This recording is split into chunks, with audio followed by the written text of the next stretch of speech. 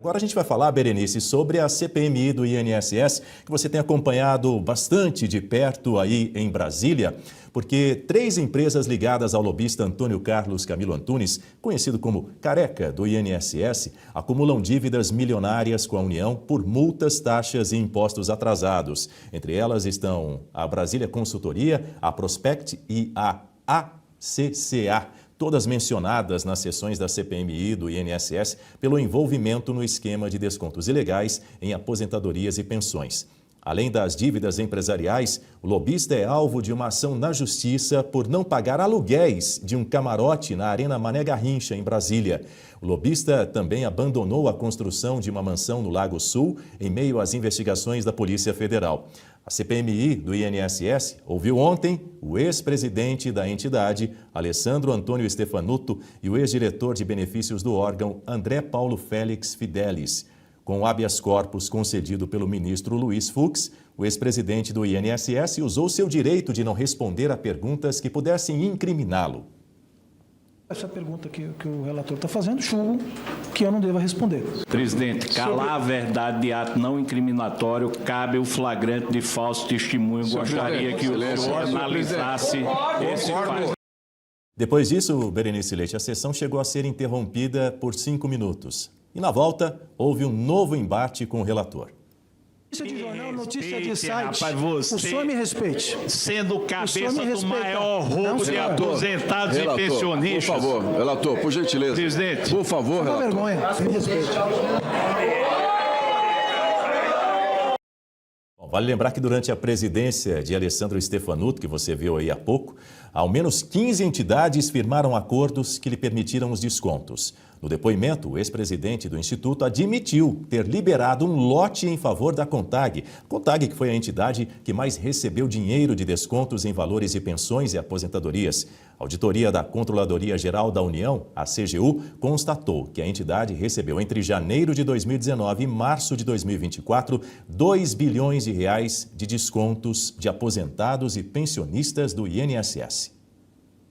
Isso aqui resultou na inclusão de 1.200.000 pessoas. No meu caso, eu autorizei a da CONTAG e continuo defendendo que foi correto o que nós fizemos, é minha posição, e foi dentro de um processo com transparência.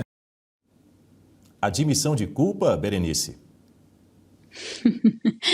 Olha, Daniel, é inacreditável. Essa sessão de ontem foi bastante tensa, foram várias interrupções, justamente porque o clima esquentou ali e vocês perceberam o tom desse ex-presidente do INSS, o Stefanuto? Ele, em vários momentos, dizia para o relator, para outros deputados, que queriam apenas ali informações. O senhor me respeite, o senhor me respeite.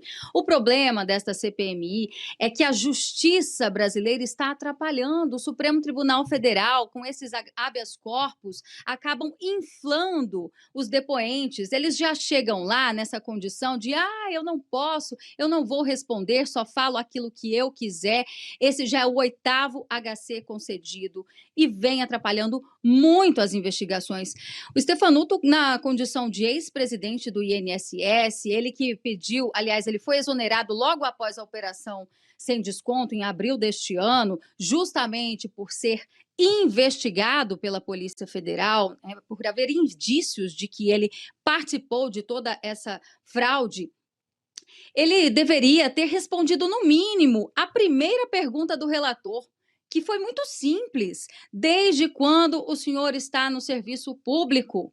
Ele não quis responder isso, gente. Uma pergunta básica. No que isso poderia incriminá-lo? E ele não quis responder desde quando ele ingressou no serviço público.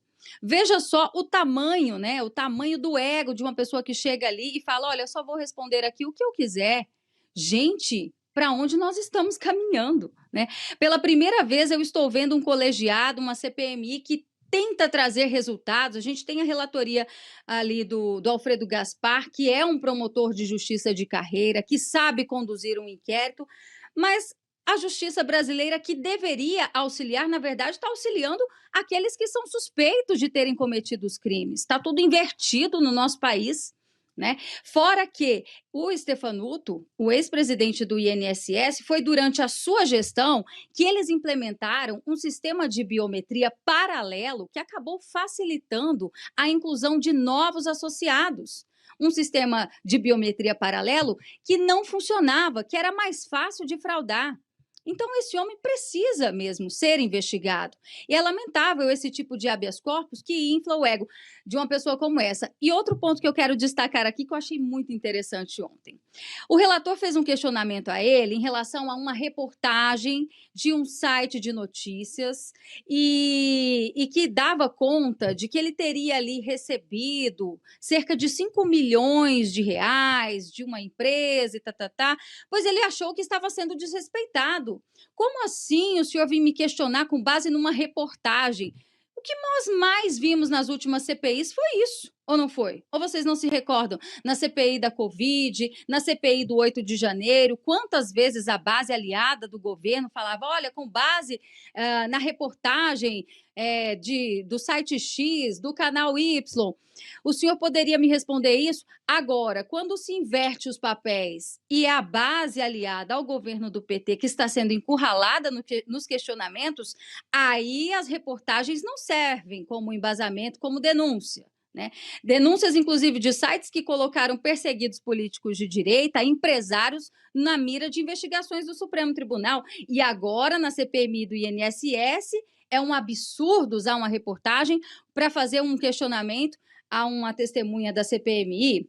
Ah, vamos parar de hipocrisia, né? Eu vi, inclusive, lá o deputado que é líder também, liderança do PT lá, o Rui Costa, Pimenta, né?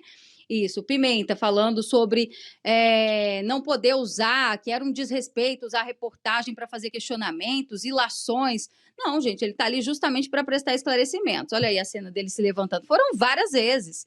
Então, resumindo, Daniel, o STF deveria parar de atrapalhar as investigações. Simples assim. Mas a gente sabe, né, que o STF é um puxadinho do Poder Executivo. E se mexer bastante nesse baú, aliás, já mexemos um pouquinho, a gente já chegou ali em alguns nomes ligados ao PT. Inclusive, o irmão do presidente Lula, o Frei Chico, que certamente, se for convocado, é perigoso ele nem aparecer lá, né? Vai ter um habeas corpus não só para ficar em silêncio, como também o direito de não comparecer à CPMI. Eu não duvido de mais nada vindo desse judiciário, viu, Daniel? Muito bem lembrado, na quinta-feira, agora, dia 16 de outubro, possivelmente, pelo menos segundo o presidente da comissão, o senador Carlos Viana, vai ser pautado o requerimento de convocação do Frei Chico, né, do José Ferreira da Silva, conhecido como Frei Chico, na quinta-feira, dia 16. Segundo o Carlos Viana, Berenice, é urgente a convocação. Será que vai? O que você apura aí em Brasília sobre esse assunto? Deveria muito, né, ser convocado. Agora, eu preciso esclarecer algo ali dentro da CPMI. Gente, nós temos 30 titulares e 30 suplentes. Desses 30, 17 estão votando com a base aliada do PT, a base aliada ao governo. Então, assim, muitos desses requerimentos que são aprovados, a exemplo de ex-presidentes do INSS, nós já tivemos boas oitivas, bons nomes sendo ouvidos ali, inclusive o careca do INSS, mas isso foi aprovado em acordo, porque se a base aliada do governo não faltar durante a votação, e eu duvido muito que na quinta-feira alguém ali ouse chegar atrasado e perder essa votação do irmão do presidente Lula, se convoca ele ou não, eu duvido muito que eles faltem. Então, ao que tudo indica, esse requerimento não vai ser aprovado, porque, como eu disse, a composição, ainda que uma CPMI seja instrumento da minoria, eles têm o maior número de parlamentares lá, e nós já vimos outros nomes sendo blindados, a exemplo do ex-chefe de gabinete do senador Davi Alcolumbre, semana passada, por 17 votos contra e 14 favoráveis. Esses 14 são os votos justamente da direita, né, da oposição. Eles conseguiram blindar a oitiva e a quebra de sigilo do ex-chefe de gabinete de Davi Alcolumbre.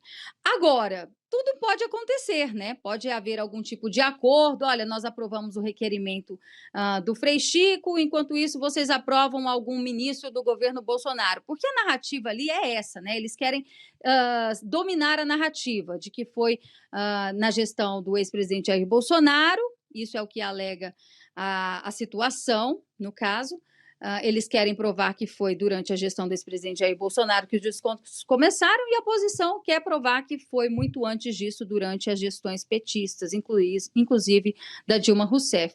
Então, na quinta-feira a gente vai ter essa votação, mas só há chances de aprovação do requerimento que convoca o Frei Chico se, de fato, a base aliada ao governo ali, por algum motivo, alguém chegar atrasado. E foi assim que aconteceu, inclusive, a escolha da presidência e da relatoria do colegiado, Daniel.